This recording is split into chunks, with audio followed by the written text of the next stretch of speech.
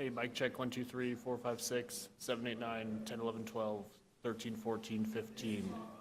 A, B, C, D, E, F, G, H, I, J, K, L, M, N, O, P, Q, R, S, T, U, V, W, X, Y, and Z. Are we good, Travis?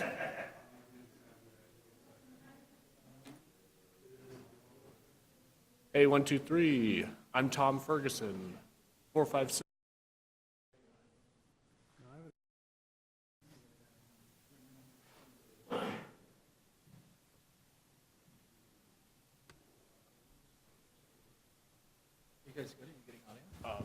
Hey, Travis, are we getting audio? 1, 2, 3, 4, 5, 6, 7, 8, 9, 10, 11, 12. Is it just you guys? Are all y'all getting audio?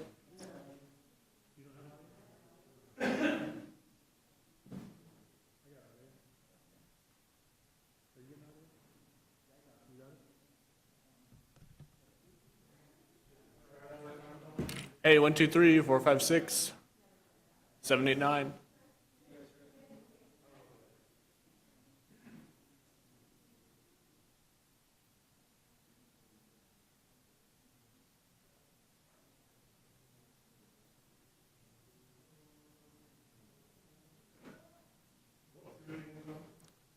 Out of the night that covers me of, okay.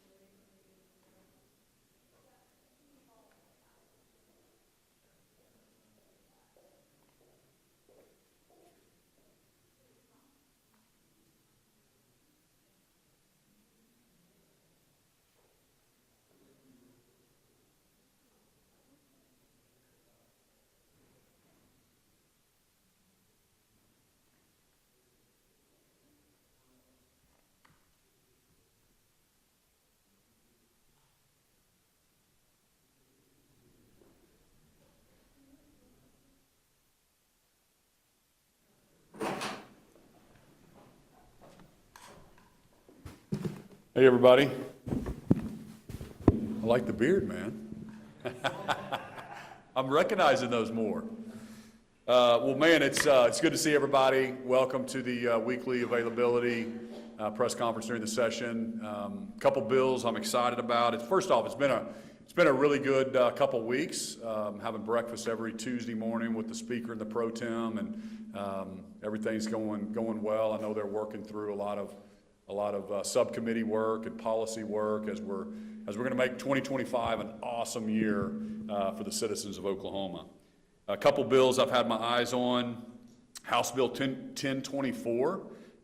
It's the Bayshore bill. Bayshore's a great representative from the northeast part of our state, and it basically eliminates a mandatory, think about this, Oklahomans will think this is crazy. It eliminates a mandatory 6% markup on certain goods. So in other words, if you want to mark up the free market, if a company wants to sell the goods and mark it up 6% or 10% or 20%, that's fine. You let the market dictate whether consumers are going to buy that product. But if somebody wants to mark up a good at 5% or 4%, they should be able to do that. So excited to get that across the finish line. Also, Senate Bill 758. Kristen Thompson eliminates the virtual school days. And it's something I talked about in the State of the State. We have some schools, some schools in Oklahoma going around 146 days a year, and other states are north of 180. And as we're trying to focus on outcomes and we're trying to make sure that our kids are college ready or career ready or they're ready to compete in the workforce, we all know that having kids in the classrooms with our wonderful school teachers is a must. So I hate the fact that we've got a snow day today. Let's make it up, or let's build in 4 or 5 snow days every year, but let's not call them virtual days and have them count as an instruction day. I think that's pretty common sense, and I think most Oklahomans agree with me on that. So with that, open it up to Q&A and whatever's on your mind. I have some. Hey, Governor. So you removed 3 board members from the State Board of Education yesterday. Can you tell us specifically why you did that? And then in the last 20 minutes, really, Walters has announced a Trump Advisory Committee naming 2 of those former board members. So why you replaced those 3 and your reaction to this? Yeah. So, well, first off, I want to thank them for their service to the state of Oklahoma. The governor has thousands of appointees to different boards and commissions, and this board in particular serves the pleasure of the governor, and so I felt like we needed a fresh set of eyes on that board, and it's really about outcomes. What are we here to do? And if you've got your education hat on, you're here to make sure that our kids are equipped and have the best education possible. So when I see our NAEP scores not improving, when I see things that are messed up or wrong, or kids being used as political pawns for some political, stunt. It's just frustrating. So I've been hearing from around the state, and finally, when we see the scores and the outcomes not being where they need to be compared to other states, I'm going to make a change. I'm going to do what I can as governor to make sure that we are focused on those outcomes. We're getting those kids ready for the workforce and competing in a very competitive world.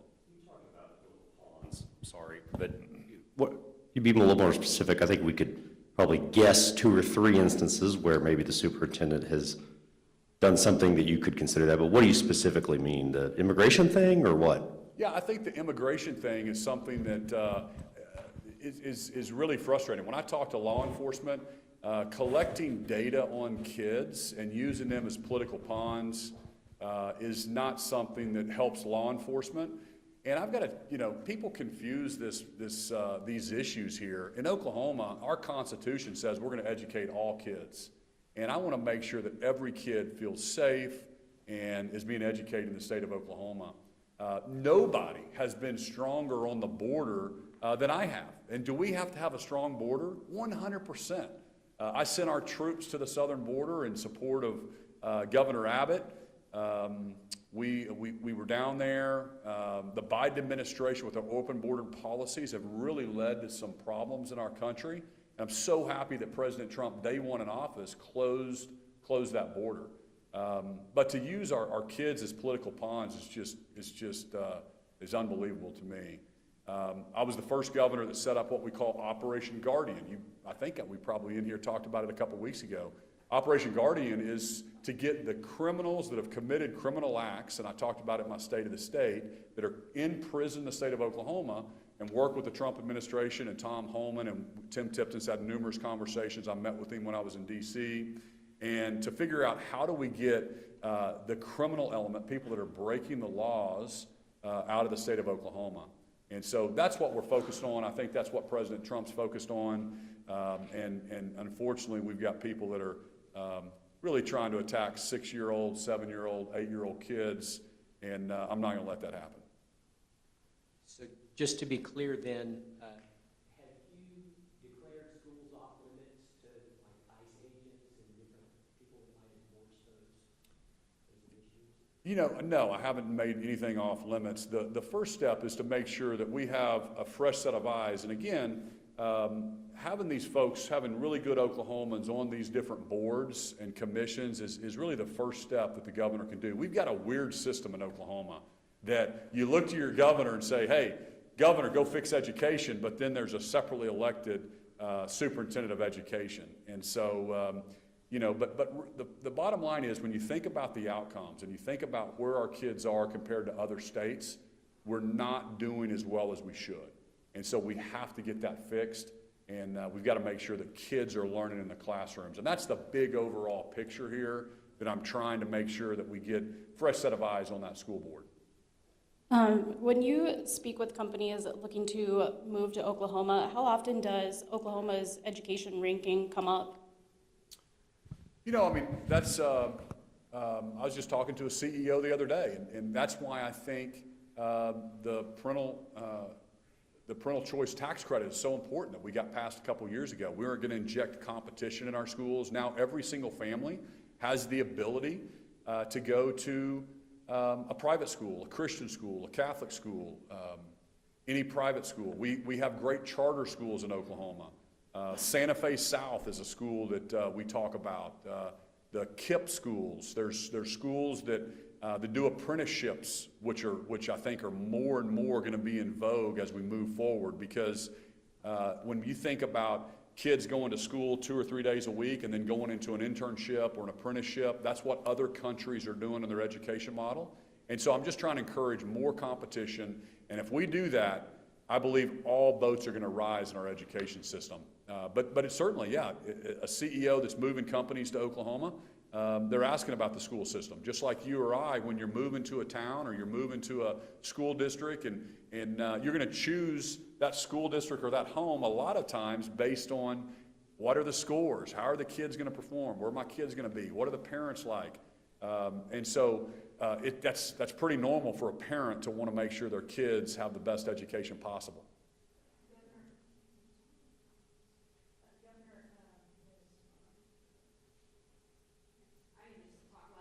Sure. I wanted to ask you, just following up on this immigration, checking students' immigration status in schools or the citizenship status. It sounds like you're not a fan of that idea.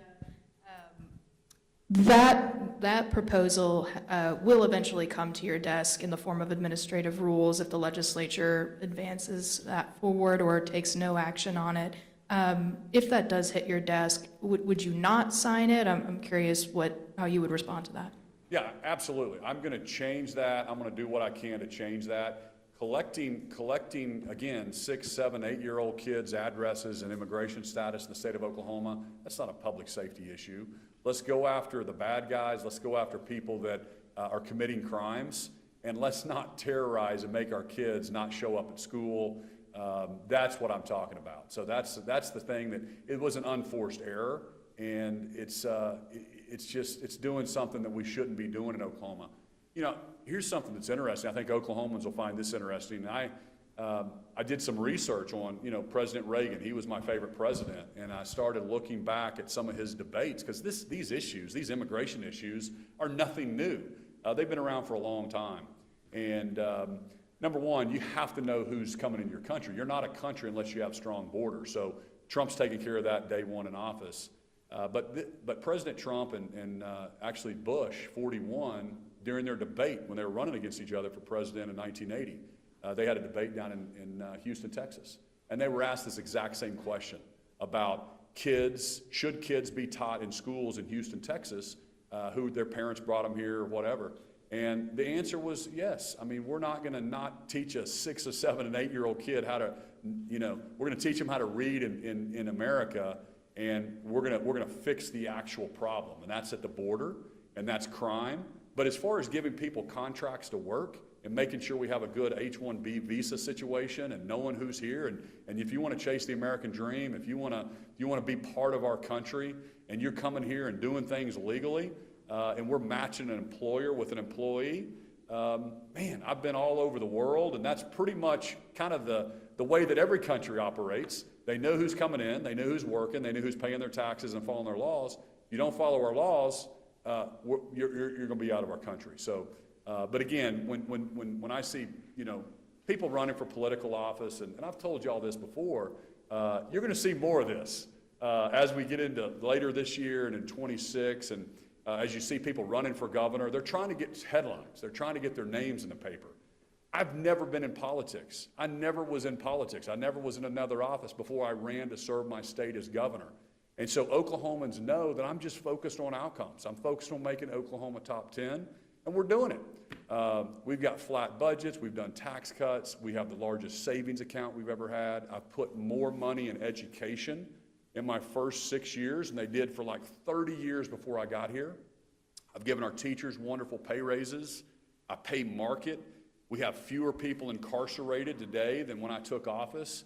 I'm going to have fewer state employees when I leave at 8 years than when I started.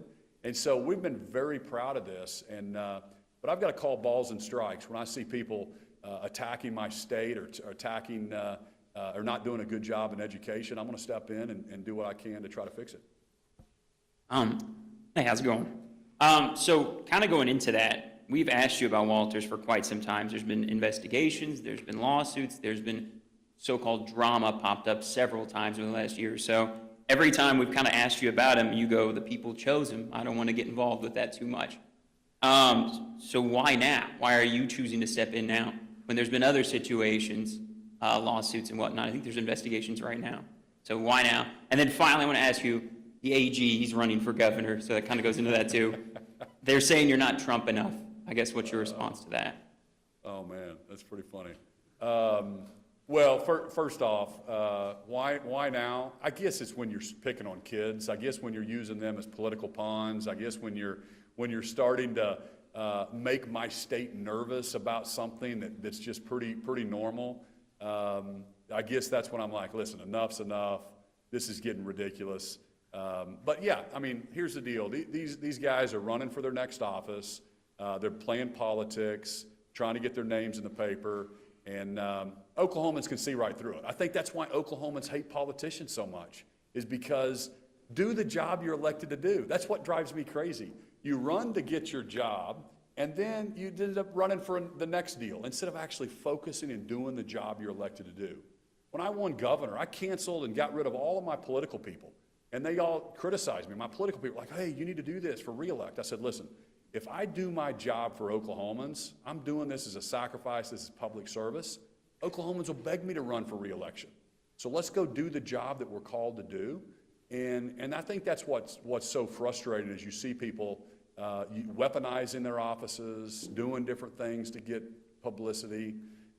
Maybe they're doing it out of a clean heart, but it sure looks questionable, especially when you pick on, 8-year-old kids.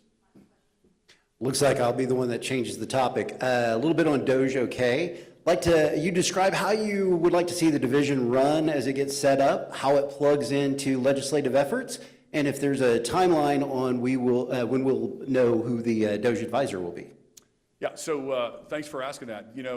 First off, I want to commend the House. Speaker Hilbert has really been focused on this as well. Lonnie Paxton, those guys are fiscal conservatives. They want to help with this. I think all of America, I was on Sean Hannity's radio program, and we were talking about, the DOGE national, what Elon's doing. Here's the deal. The DOGE nationally, those guys, they're not cutting the military, or they're not cutting Medicaid or Medicare. They're not cutting those things. What they're doing is they're looking for the waste, fraud, and abuse, right? And we need to be doing that. Americans know we need to be doing that. Oklahomans know, because we're spending $2 trillion over our income. Imagine if you make $80,000 a year, but then you're spending $160,000, right? You can't sustain that forever. You're going to put credit card debt on yourself, and then you're going to be making interest payments on that. Well, that's what our government's been doing for some time. Now they have a $36 trillion debt. Our interest-only payments are more than we spend on our national defense, okay? And we spend a lot of money on national defense, and that's interest only. In other words, your mortgage payment is interest and principal. So you're going to pay it off eventually, right? Even though it's a 30-year mortgage, but we're doing interest only. That means we're not doing interest and principal on the national debt. So it's getting worse. Then we're borrowing $2 trillion. So some of the stuff they're finding on the federal level is just amazing. I've been doing DOGE-OK since I started. I've been doging in Oklahoma since January of 2019. And as you know, I'm a smaller government, flat budgets, give the money back to the people, keep this place as small as possible. And so we're going to do that, and we're going to also let Elon and the president know if you need to cut the state budgets, because a lot of our budgets come from the feds, right? So California gets a lot of money from the feds, Oklahoma, Texas, Florida, all of us do. So instead of a one-size-fits all, Elon saying we're going to cut 10% of the money that we give to the state of Oklahoma, my theory is we need to help him with that. And we need to say, okay, Elon, if you're going to cut 10% of what you're giving to the state of Oklahoma, here's the scalpel approach. So here's how we think we can do it efficiently instead of just cutting one thing or another. And so we think we can help him with that. And if you extrapolate that over 50 states, that's where he can come up with $500 billion or $1 trillion, whatever the number is. So that's my purpose with the DOGE-OK, is to really help Elon know, if you can block grant something to us, here's how it needs to look. I mean, FEMA, I've got a call with FEMA later this week, and they're thinking about a block grant situation that'll help us. Those are the reasons we're doing it, but we're looking at all the efficiencies and all the waste and consolidation in our state government so we can deliver better services, more efficient government for the people of Oklahoma. After all, that's who we serve, right? You've been in office 6 years now. Where is the waste now? I mean, what responsibility do you have on that? Well, first off, we've been working on it the whole time. But if we're going to cut another, like I said, 10% out of the federal expenditures to Oklahoma, I want to be part of that. So we're going to have to even tighten our belt a little bit more, versus President Trump just saying, hey, here's across the board going to be a cut to the states. I think we ought to be part of that. I can give you a couple different examples. I mean, going after vehicles. We have 1,000 fewer vehicles than when I started. If you look at my employee count, this is not by accident. That's a small part of the budget, right? I mean, vehicles are a tiny part of the overall state budget, right? I mean, that's a small part. So where else would you cut? What's your question? Where would you cut other than vehicles? Well,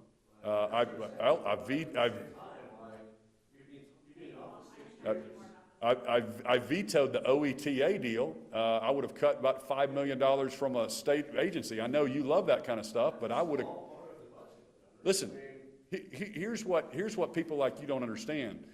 If it's more than a ham sandwich, I'm going to look at it. $5 million here, $5 million there, it all adds up. It's all the taxpayer money. It's really easy for guys like you to try to spend other people's money.